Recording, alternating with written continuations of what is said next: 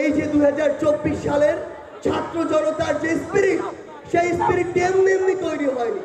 বিগত 16 বছর ধরে বাংলাদেশের সকল রাজনৈতিক দল বিভিন্নভাবে বিভিন্ন সময়ে আমাদের এই ফ্যাসিস্ট সরকারের বিরুদ্ধে আন্দোলন করেছিল, কিন্তু এই আন্দোলনগুলো কখনো সফল হয়নি, কারণ পুরো বাংলাদেশ কোনো সময়ে আমরা ঐক্যবদ্ধ হতে পারিনি।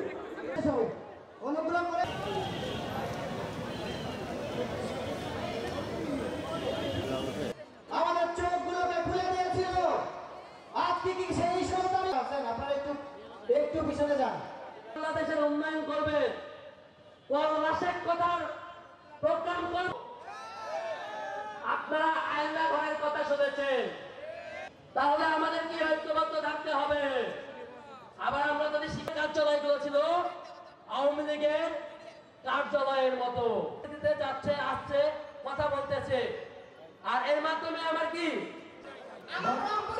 ধন্যবাদ। আপনার এই প্রশ্নটি নীলফামারীতে এসেছিল। যদি এখানে কথা বলবেন, অনুগ্রহ করে মাইক্রোফোনটি সামনের দিকে নিয়ে আসবেন। মানুষের নিরাপত্তার যে ব্যাপারটা, বিশ্ববিদ্যালয়ের বিভিন্ন খুব দ্রুত করার ব্যবস্থা করবে। শর্ত সাপেক্ষে কোনো দেশে উন্মুক্ত আছে, কিন্তু অত্যন্ত দুঃখের বিষয় হচ্ছে এই 2024 সাল এমন একটি সাল যেখানে এই ছাত্র জনতার অভ্যুত্থান, ছাত্রদের একটি কোটা সংস্কার আন্দোলনকে কেন্দ্র করে শুরু হলো। 2024 সালে যখন এটি শেষ হয়, তখন এটি ছাত্র জনতার এমন একটি আন্দোলনে রূপান্তর হয়েছিল যেখানে ওই ফ্যাসিস্ট আওয়ামী লীগের দোসররা ব্যতীত বাংলাদেশের সকল রাজনৈতিক দল, সকল মত, সকল ধর্ম, সকল বর্ণ, সকল বয়সের মানুষ একত্রিত হয়ে ঐক্যবদ্ধ হয়ে রাস্তায় নেমেছিল বলেই ওই ফ্যাসিস্ট হাসিনার পতন ঘটেছিল।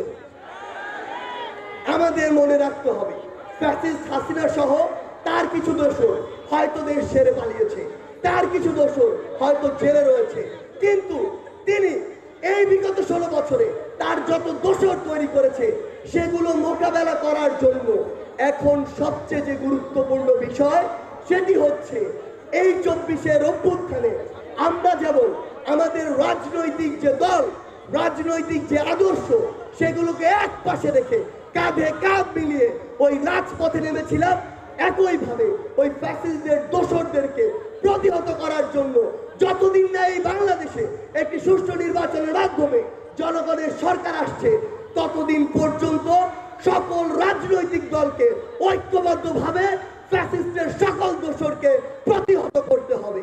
গুরুত্বপূর্ণ কথাটি হচ্ছে, পিছন থেকে যেই সাপেরা এখনো ছোবল দেওয়ার জন্য অপেক্ষা করছে, তাদেরকে প্রতিহত করার জন্য সবচেয়ে গুরুত্বপূর্ণ বিষয় রাজনৈতিক আদর্শকে এক পাশে রেখে দেশের স্বার্থে, স্বাধীনতার স্বার্থে, বাংলাদেশের জন্য, আমাদের নিজেদের স্বার্থে আবারও 24-এর এই স্পিরিটটিকে সাথে নিয়ে আমাদের যে কোনো মূল্যে ঐক্যবদ্ধ থাকতে হবে।